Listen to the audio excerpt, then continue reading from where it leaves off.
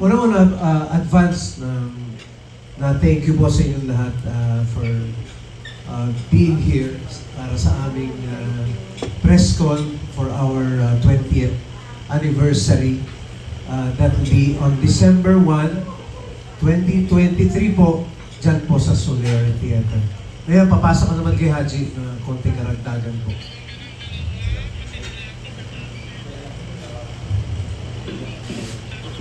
Hello, ayun. Magandang tanghali po sa inyong lahat. Unang-una na, maraming salamat kay Ms. Flo Santos for hosting this press con dito sa napakasarap talaga lagi, ano? Pag nandito tayo. At may giveaway pang ano. Yun. At sa inyong lahat for always giving us the support that we nare-request namin in every concert. And for this one, talagang milestone ito sa buhay ng Hitmakers dahil together, 20 years na kami magkakasama. Although tuloy pa rin ang mga individual careers namin na more than double na nung dinala ang tagal. Pero nag-enjoy kami na magkakasama. Especially sa mga concerts namin. Not just here, pero kung saan lang kami dinala iba-ibang parte ng mundo. Kaya again, maraming salamat sa inyo. Right.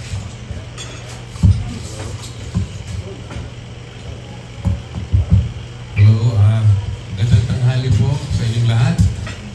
Maraming salamat at nakarating po kayong lahat. We really appreciate it. At daming na rin mga nakita namin mga buhay pa na press. Nakasabay namin noon pa. Siyempre mga mata against the press. Hello. Parang hindi tayo. Ang dami na natin gano'n, no? Hindi tayo.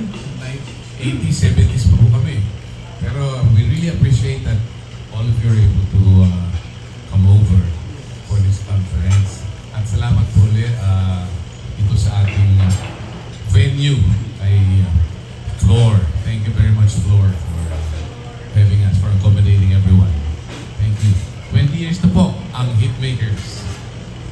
Mamaya, kwento namin. Ang bongga. Never say goodbye pa rin. Yan, si Peter May. Siyempre, ako din, papasalamat sa inyo. Naitatanong niyo kung ba't kami tumagal ng ganito katagal. As a group, alam niyo naman, magkakahiwalay kami. Ano po, ang explanation po doon ay dahil ng pangangailangan no talaga yan. Umabot na hanggang ngayon eh. Nangangailangan pa rin. Maraming pamilyang nanon. Oh, ilang bang pamilya? Wala. Pero ako nang mag-a-announce sa inyo meron akong masasabi sa inyo. For the longest time, ang grupo namin ay parang sabihin na natin magka-kompetensya ng araw. Ngayon ay kami naman yung tinatawag na magkakasama. Colleague, yung gano'n. Yun ang akala ko. Pero it turns out, pagdating itong 20 years, na-realize ko kung pwede pala kayong magkakaibigan. Dahil siyempre sa umpisa, akala mo trabaho lang eh. Pero na-realize ko na pwede pala kayong magkakaibigan. At nangyayari ngayon, imagine mo, itong matatandang doon, umabot pa ng ganito katagal. No? Kaya, maraming salamat din sa aming producer, siyempre si Pops. Popsy, pwede ba rito? Tsaka si Ate Flor. Yan, ang mga ladies ng aming buhay. Maraming salamat sa inyo at thank you so much for coming. Alam niyo naman, kailangan maalaman ng mga fans namin, may mga nagkakamatay na rin. Hindi, si Rico namatay nung una. Tapos, pandemya si Claire. Pagkatapos si Eva Eugenio, buhay pa yun. Pero malapit na. What? Pero buhay pa. Ano lang yun, biro lang ha. Kasi, umiinom ng formalin yan para huwag malalagay mo ha. Pero biro lang, biro lang. Ano lang naman yun. Yun lang masasabi ko, pinapaano ko lang na yun. Yun lang. Nice. Ano, nagjo-joke lang. O, pakitanggal na lang po yung... Hindi, pakitanggal na lang yung part na lang. Hindi ko na-explain.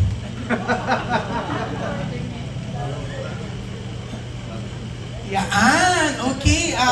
Siyempre, eto, bago si Tito Mario, sisimulan ko muna. 20 years. Oo, pero interesado silang malaman, hindi ba kayo nag-away kahit kailan? O nagkaroon ng issues? Kasi marami ako narinig. Kung magiging honest kayo, ha? Oo. At before ba, hindi ba issue sa inyo yung mga billing? Alam ko ngayon, walang issue.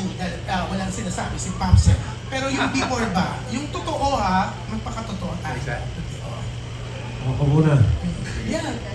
Hindi, may mga maliliit lang, pero yung pagdating sa profession, parang wala akong natatandaan kasi nagkita-kita kami, medyo may edad na rin kami nung nagkita-kita kami nung nabuo to eh. Mga 20s pa tayo nun eh, no? Mga 23, 25. 20s. Hindi, alam niyo po,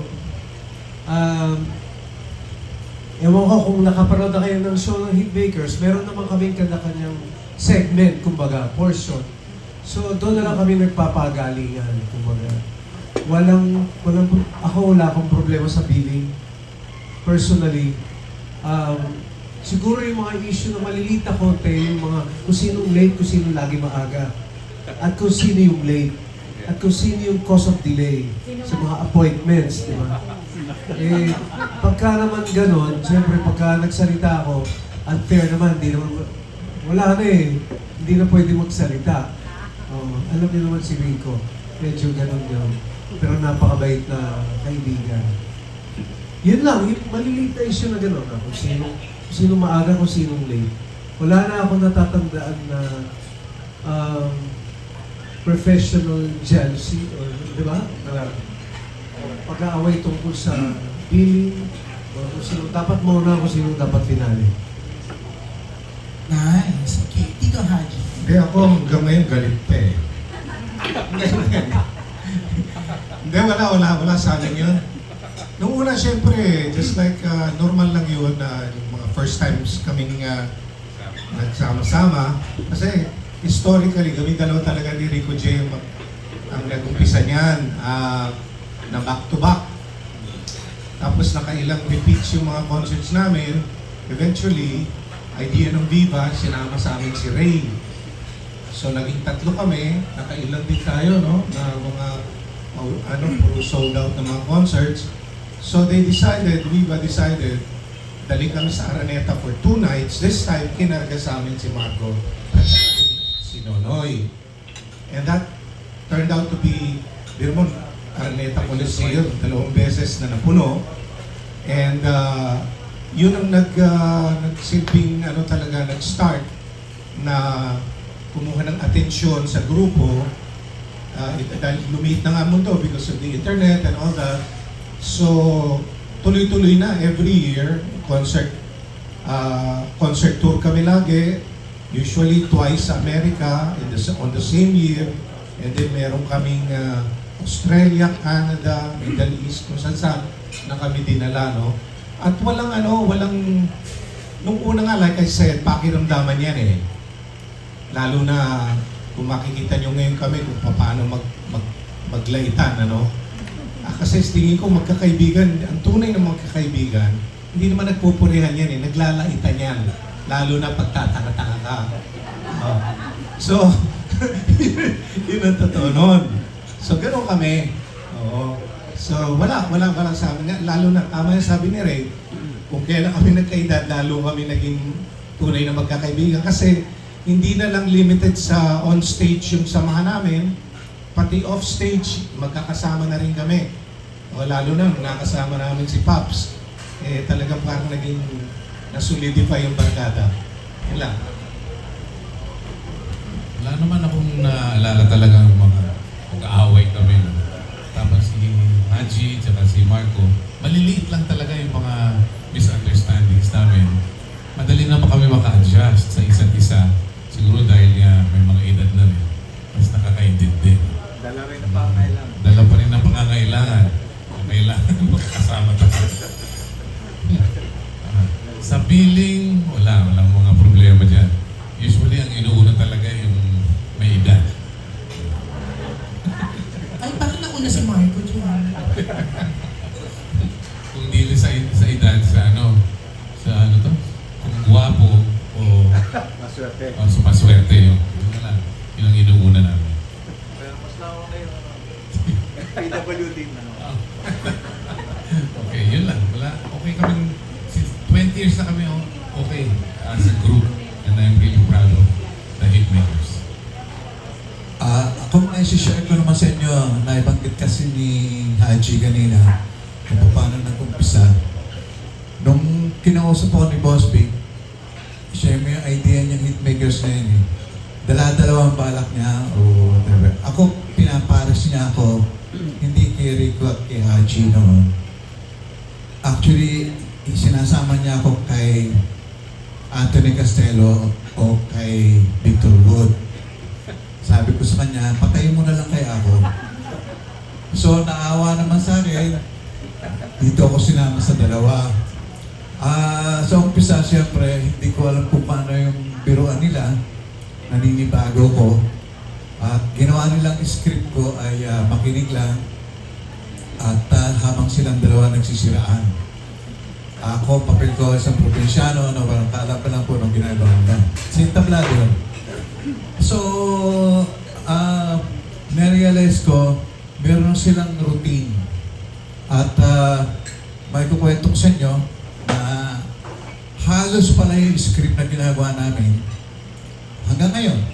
Pati yung mga joke na ginagawa ko, galing kay Haji lahat yun. Lahat ng katarantaduhan, lahat ng mga kabastusan ni Rico Puno, galing din kay Haji yun. Na hindi niya lang dahil iba image niya. Hindi niya masabi. Pero, behind the scene, siya yung nagsusunod kay Rico, ito para gamitin mo. Dahil hindi niya ma-deliver eh. Pero si Haji ang hanggang ngayon, tanong mo kay Pops na siya yung director namin. Scriptwriter, at kung ano-anong mga idea. Marami. Si Haji yun. Ang creative behind the Hitmakers. Kami naman, implementation lang yun. At sabihin sa akin ni Haji, wala si Rico ngayon, ikaw na pumapel ng pastos. Ginagawa ko naman. Dala ng pangailangan din yun eh. Okay. Pero yan ang, dyan nag-evolve yung career namin. At the same time, yung group kailangan mag-gel.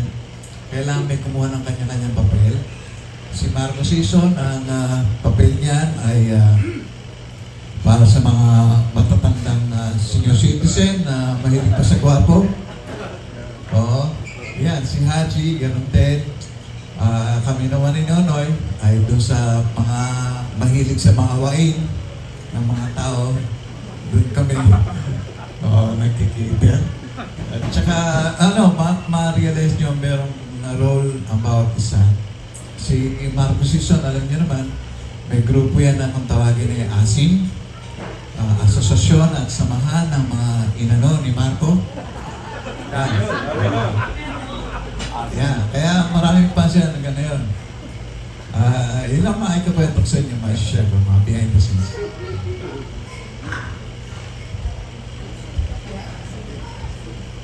Thank you. Pero eto, paano ba nabuo? Yan. Paano po ba nabuo itong 20th anniversary concert nyo? Kasi ang nabalitaan ko, nagkukwentuhan daw kayo, biglang narinig ni Pops. Ay, bongga, bigla siya nagpresentang producer. Oo. Pero syempre, hindi nyo, natuwa kayong apat daw, hindi nyo alam mas natuwa siya kasi ang bili daw ng tickets ngayon pa lang. Totoo yun. Yung eksena na yun, kukwentuhan kami na nandyan siya. And bigla siyang nagsabi na, I'll do it I'll do it your 20th anniversary concert. Sabi ko, madali naman kaming kausap. Just talk to the boys. Ako. Yun, buti na lang. At siya yung nagsabing mag-produce. Kasi, totoo yun, tuwan-tuwa kami. Tuwan-tuwa kami dun sa kanyang Thank you, Pop. sinabi na yun. Oo, we wouldn't have it any other way. I think talagang first option namin talaga with Pops kasi nakita namin na maalaga siyempre dahil artista rin siya. Alam niya kung ano mga kailangan ng tsaka yung mga eccentricities ng artista. Ayan. So, kami naman wala naman talaga mga drama-drama, no? And as you can see, nung nawala nga si Rico J, on time kami lagi ngayon. Oo. So, Oo nga. Eh, di ba, late na rin naman talaga siya na panandian. oo. Kahit nung nabubuhay pa siya, ang intro ko sa kanya, The Late Rico J. Oo. So, kailangan maaga kayong apat pare-pareho para wala ka agad sumunod. Oo. Dahil dahil ko si hindi nakakaya si Nora Aurora sa Panakuta. Si Nonoy nakakaya sa akin sa University of Dubai. So talagang when you started in the 70s and the 80s, naforesee niyo ba na tatagal ng ganito kahaba ang inyong respective careers? Naku, hindi ganun eh. We just take it, one project at a time, just enjoy ourselves. Ang maganda rito sa sa business na ito, we don't consider it work because you don't work music, you play it. So we've been playing all this time. Kaya nag-enjoy lang kami.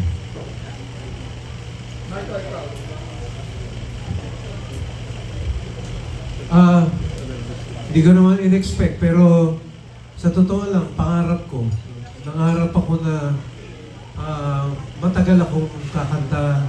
Hanggat gusto ng tao, nandyan ako. Kakanta ako hanggat kaya kong kumanta. Pinangarap ko yun kasi wala naman akong alam gawin. Dahil nung college po ako, working student, lahat ng may mga in-applyan akong trabaho pero hindi ako tinanggap. Pero nung nag-audition ako sa student canteen, dire-diretso yun. Kumbaga hanggang sa naging champion ako. And that's how I started as a singer. So kumbaga talagang doon ako dinala, destiny ko. So sana, ang sabi ko, since nandito na ako, make a name for myself at sana tumagal ako. Ngayon, yun ang nangyayari. So, kumbaga, tsamba, swerte, nandun lahat, tapos lalong humaba dahil nagsama-sama kami. Kasi you can't go wrong with numbers. No? Pag marami kayo, mas magandang resulta. Given na po yung aming individual careers. Kaya napaka-thankful ko po sa Panginoon dahil wala naman kami actually ginawa na effort. Basta dinala lang po kami, nagkita-kita kami. Yung mga hit songs namin naging classic. At yun na, salamat. At up to now, nandito pa kami. Paka-humble talaga ni Margo. Hindi niya binanggit na nag-doctorate siya ngayon sa manok. Hobby ni Marco yan eh, pag-alaga ng mga fighting cocks. Sabi yun, tsaka sideline. Oo nga, tama eh. Kaya nung araw, di ba, the man for all season, Marco Season. Hindi na ngayon yun. Out sa kanya sa binyan, the cock. Okay. Ako naman, wala, ang pinangarap ko lang talaga matatapusin yung medisina at maging isang doktor. Hindi naman po kami mayaman kasi mahal ng tuition sa pagdodoktor eh. Kaya nagtrabaho ako, ang trabaho ko noon, singer. Folk singer, nag-join ako ng banda. Napag-aral ko po yung sarili ko matapos ng medisina. At the same time, kumakanta. Hindi ko nalaman na wala akong pangarap at maging isang sikat na singer. Nangyayari na lang po, yun pala talagang ibinigay. It's a blessing and destiny yan. Yun na po ang destiny ko. At saka itong kapansanan ko, yun na rin, naging inspirasyon para sa mga may kapansanan. Yun po. Kung may mapansin kayo sa sagot namin, may something in common. Kasi madalas sinasabi ni Marco Sison ng mga lalaki daw, klase lang. Isang gwapo at isang maswerte. Ako naman, consider ko talaga sarili ko maswerte. Dahil sa one thing in common marinig nyo sa amin, hindi namin alam kung saan kami pupunta. Parang tinatawid lang kami kung saan kami dadalhin. Inaagos lang kami.